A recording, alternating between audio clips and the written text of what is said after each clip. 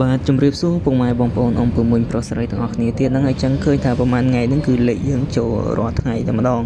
មិនថាពហោថ្ងៃខ្លះក៏ចូលពហោចូលពអាចូលពសេតាមថ្ងៃចឹងទៅហើយខ្លះក៏បានយើងបានអូបានអីចឹងពុកម៉ែបងប្អូនទាំងអស់គ្នាតាមដាន channel ខ្ញុំគឺដឹងហ្នឹងហើយអញ្ចឹងសម្រាប់ថ្ងៃតម្រុយនៅថ្ងៃទី20នេះក៏មានចែកជូនពុកម៉ែបងប្អូនទាំងអស់គ្នាលេងកំសាន្តដែរគឺយើងមាន68គុណនិង35គុណហើយសម្រាប់ខ្ទង់អូគឺ60និង30ល្អ60ក៏ល្អ30ក៏ល្អដែរសម្រាប់ថ្ងៃស្អែកហ្នឹងហើយសម្រាប់លេខធំគឺ681ពុកម៉ែបងប្អូនទាំងអស់គ្នាដាក់168ក៏បានដែរគុណទៅហ្នឹងហើយសង្ឃឹមថាហេងសំណាងល្អទាំងអស់គ្នាព្រោះលេខគឺចូលរាល់ថ្ងៃសំខាន់ពុកម៉ែបងប្អូនទាំងអស់គ្នាយកទៅលេងហ្នឹងគឺចាប់ចំលេខត្រូវអត់ព្រោះពេលខ្លះវាអត់ទៀងថាចូលលេខគ្រាប់មិនចូលលេខអូសទេដូច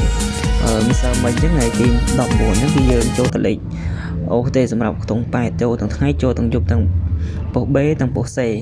ប៉ុស BDC ហ្នឹងគឺ3ហ្នឹងយើងចូលពេញតែម្ដងសម្រាប់អ្នកយក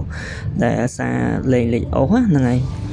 អញ្ចឹងសម្រាប់តម្រុយនៅក្នុងថ្ងៃនេះគឺយើងមានតែប៉ុណ្្នឹងទេហើយជម្រាបពុកម៉ែបងប្អូនទាំងអស់គ្នាថា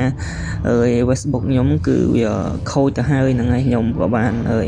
បង្កើត Facebook ថ្មីដែរហ្នឹងហើយឈ្មោះដូចគ្នាអញ្ចឹងគឺ ABCD ឆ្នោតយួនហ្នឹងហើយមុនយើងឈ្មោះថាឆ្នោតយួន ABCD តែ Facebook ក្រោយហ្នឹងគឺដាក់ ABCD ឆ្នោតយួនហើយក៏មានពុកម៉ែបងប្អូនទាំងអស់គ្នាអាចចូលនៅក្នុង Channel Telegram ខ្ញុំបានហ្នឹងខ្ញុំនៅដាក់នៅcomment ខាងក្រោមឬក៏នៅក្នុង description ពុកម៉ែបងប្អូនទាំងអស់គ្នាអាចឆែកមើលឲ្យ join ក្រុម Telegram ទៅហ្នឹងអញ្ចឹងមានតែប៉ុណ្្នឹងទេថ្ងៃនេះហេងសំណាងល្អទាំងអស់គ្នា